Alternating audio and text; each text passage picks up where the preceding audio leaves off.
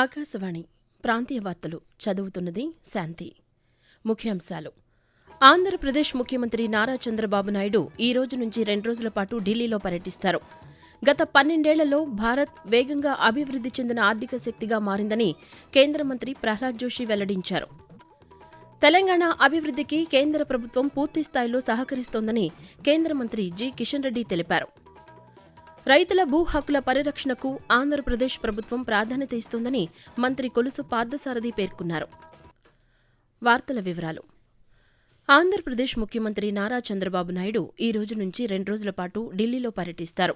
ఈ సందర్భంగా ఢిల్లీలో ఆయన పలు కీలక సమావేశాల్లో పాల్గొంటారు.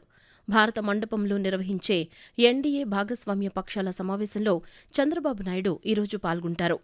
ఈ సమావేశంలో ఎన్డీఏ కూటమికి సంబంధించిన అంశాలపై చర్చలు జరగనున్నాయి. రేపు రాష్ట్రపతి భవన్లో జరిగే నీతి ఆయోగ్ 11వ పాలక మండలి సమావేశానికి ముఖ్యమంత్రి హాజరవుతారు. ఈ సమావేశంలో రాష్ట్రాభివృద్ధి, కేంద్ర రాష్ట్ర సంబంధిత అంశాలపై చర్చలు జరగనున్నాయి. సమావేశాల అనంతరం ముఖ్యమంత్రి ఢిల్లీ నుంచి బయలుదేరి అమరావతికి చేరుకుంటారని అధికారులు తెలిపారు. తిరుమల శ్రీ వెంకటేశ్వర స్వామివారిని కేంద్ర పునరుత్పాదక ఇంధన శాఖ మంత్రి ప్రహ్లాద్ జోషి, ఆంధ్రప్రదేశ్ మంత్రి గొట్టిపాటి రవికుమార్తో కలిసి నిన్న దర్శించుకున్నారు. అనంతరం కేంద్ర మంత్రి పాత్రికేయులతో మాట్లాడుతూ గత 12 ఏళ్లలో ప్రధానమంత్రి నరేంద్ర మోదీ నాయకత్వంలో భారత్ వేగంగా అభివృద్ధి చెందిన ఆర్థిక శక్తిగా ఎదిగిందని, ప్రపంచంలోని అనేక దేశాలు వివిధ సవాళ్లను ఎదుర్కొంటున్నప్పటికీ భారత్లో ఇంధన స్థిరత్వం ఉందని పేర్కొంటూ, Today it is the day the Prime Minister Narendra Modi ji has completed his 399 days in office as the Prime Minister. This is a big time, and I also completed under his leadership. What revolution, what change Honorable Prime Minister has brought in last 12 years. No problem for the diesel, petrol, it is happening. But in India, under the leadership of Prime Minister, we have managed it so well. Today, with all these crises, we are the fastest growing economy in the entire world. I pray Lord Balaji to give strength to Honorable Prime Minister. అనంతరం ఆంధ్రప్రదేశ్ విద్యుత్ శాఖ మంత్రి గొట్టిపాటి రవికుమార్ మాట్లాడుతూ ప్రధానమంత్రి సూర్యఘర్ యోజనను ఆంధ్రప్రదేశ్లో సమర్థవంతంగా అమలు చేస్తున్నామని చెప్పారు. స్వర్ణాంధ్ర 2047 లక్ష్యాల సాధనకు డేటా ఆధారిత పాలనపై ప్రత్యేక దృష్టి సారించాలని ముఖ్యమంత్రి నారా చంద్రబాబు నాయుడు పేర్కొన్నారు. రాష్ట్ర స్థూల ఉత్పత్తి లక్ష్యాలు, పనితీరు సూచికలపై ముఖ్యమంత్రి నిన్న సమీక్ష నిర్వహించారు. ఈ సందర్భంగా చంద్రబాబు నాయుడు మాట్లాడుతూ 2026-27 ఆర్థిక సంవత్సరానికి రాష్ట్ర, జిల్లా, మండల స్థాయిల్లో కీలక పనితీరు సూచికలను మెరుగుపరచాలని ఆదేశించారు. అనంతరం నిర్వహించిన ఆర్టీజీఎస్ సమీక్షలో ముఖ్యమంత్రి మాట్లాడుతూ రాష్ట్రంలో ప్రభుత్వ సేవలను మరింత సులభంగా ప్రజలకు అందుబాటులోకి తీసుకురావడానికి ప్రత్యేక మొబైల్ యాప్ను రూపొందించాలని అధికారులను ఆదేశించారు. మనమిత్ర వేదిక ద్వారా అందుబాటులో ఉన్న ఆన్లైన్ ప్రభుత్వ సేవలపై ప్రజల్లో అవగాహన పెంచాలని సూచించారు. తెలంగాణ అభివృద్ధికి కేంద్ర ప్రభుత్వం పూర్తిస్థాయిలో సహకరిస్తోందని కేంద్ర బొగ్గు గనుల శాఖ మంత్రి జి కిషన్ రెడ్డి తెలిపారు. ఢిల్లీలో ఆయన నిన్న పాత్రికేయులతో మాట్లాడుతూ తెలంగాణ ప్రాజెక్టులకు తాను ఎప్పుడూ అడ్డుపడలేదని, వాస్తవాలను ప్రజల ముందుంచాలని సూచించారు. ఆదిలాబాద్ విమానాశ్రయం నిర్మాణం, మెట్రో 2వ దశ విస్తరణ, మూసీ నది అభివృద్ధి వంటి కీలక ప్రాజెక్టులు ముందుకు సాగుతున్నాయని చెప్పారు. రాష్ట్రాభివృద్ధికి అవసరమైన నిధులు, పరిపాలనా సహకారం అందిస్తున్నామని పేర్కొన్నారు. అలాగే రైతులకు మద్దతుగా భారీ స్థాయిలో ధాన్యం కొనుగోలు చేపట్టామని కిషన్ రెడ్డి తెలిపారు. ఆంధ్రప్రదేశ్ పర్యాటక రంగానికి మరింత ప్రోత్సాహం కలిగించేలా సెప్టెంబర్ 10వ తేదీ నుంచి 12 వరకు విశాఖపట్నంలో 41వ Indian association of tour operators IATO వార్షిక సదస్సు నిర్వహించనున్నారు. ఈ మేరకు ఆంధ్రప్రదేశ్ పర్యాటక అథారిటీ, ఐఏటీఓ మధ్య అవగాహన ఒప్పందం కుదిరింది. తూర్పుగోదావరి జిల్లా రాజమహేంద్రవరంలో రాష్ట్ర పర్యాటక శాఖ మంత్రి కందుల దుర్గేష్ సమక్షంలో ఈ ఒప్పందంపై ఇరు పక్షాల మధ్య సంతకాలు జరిగాయి. ఈ సందర్భంగా మంత్రి కందుల దుర్గేష్ మాట్లాడుతూ విశాఖపట్నం చాలా సుందరమైనటువంటి ప్రదేశం. అక్కడ ఉన్నటువంటి సముద్ర తీరం కానివ్వండి, పక్కన అరకు వ్యాలీ, లంబసింగి ఇవన్నీ చూస్తే అదొక అద్భుతమైనటువంటి ప్రదేశంగా ఉంది. దాంతో పాటు ఈ మధ్యకాలంలో సెంట్రల్ గవర్నమెంట్ ఐడెంటిఫై చేసినటువంటి మన ప్రాంతాల్లో విశాఖపట్నాన్ని కూడా ప్రత్యేకంగా వాళ్ళు తీసుకోవడం జరిగింది. మనకు పర్యాటక రంగం అభివృద్ధి చెందితే ఆటోమేటిక్ గా ఆర్థిక పరమైన అభివృద్ధితో పాటు ఈ సదస్సు వల్ల మరిన్ని కొత్త మంది వచ్చి ఇక్కడ పెట్టుబడులు పెట్టడానికి, తద్వారా ఇక్కడ పర్యాటక రంగం అభివృద్ధి చెందడం మాత్రమే కాకుండా ఉపాధి కల్పన కూడా జరగడానికి అవకాశం దొరుకుతుందనేటువంటి మాటని స్పష్టంగా ఇందులో మనం అనుకుంటున్నాం. ఆకాశవాణి ప్రాంతీయ వార్తలు వింటున్నారు.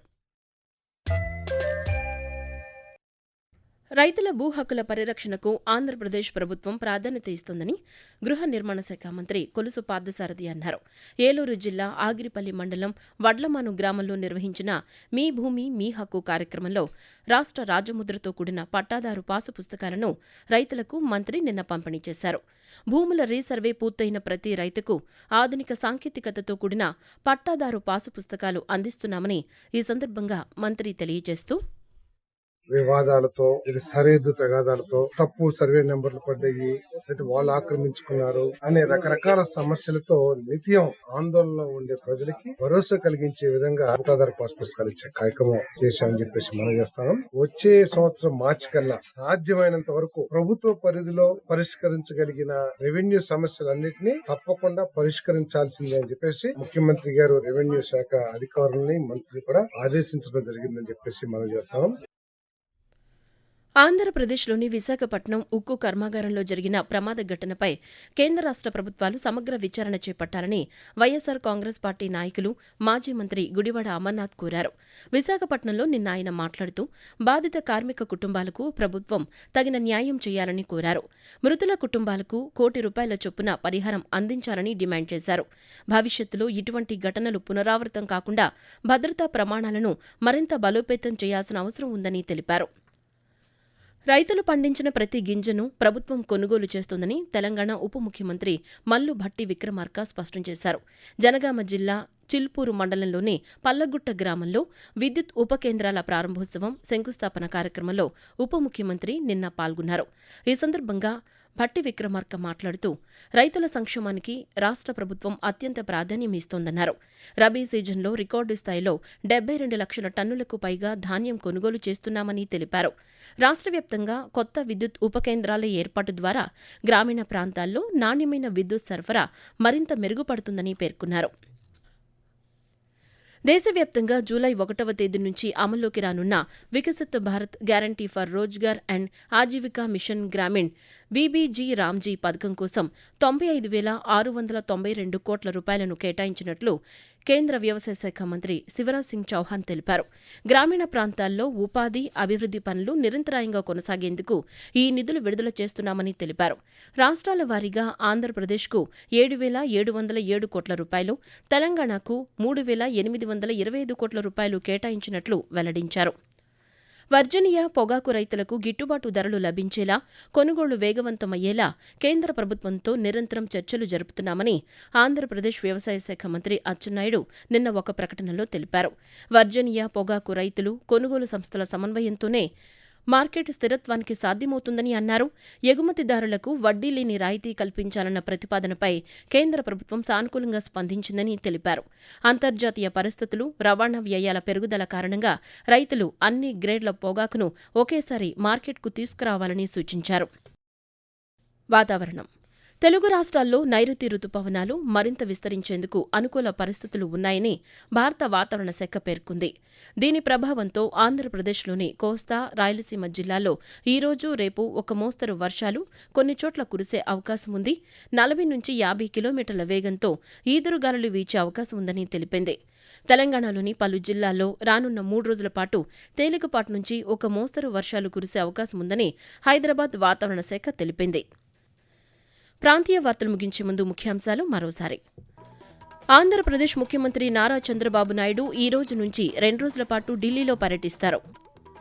గత 12 ఏళ్లలో భారత్ వేగంగా అభివృద్ది చెందిన ఆర్థిక శక్తిగా మారిందని కేంద్ర మంత్రి ప్రహ్లాద్ జోషి వెల్లడించారు.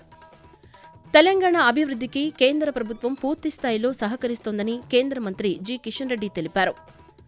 రైతుల భూ హక్కుల పరిరక్షణకు ఆంధ్రప్రదేశ్ ప్రభుత్వం ప్రాధాన్యత ఇస్తోందని మంత్రి కొలుసు పార్థసారథి పేర్కొన్నారు. ఆకాశవాణి ప్రాంతీయ వార్తలు ఇంతటితో సమాప్తం.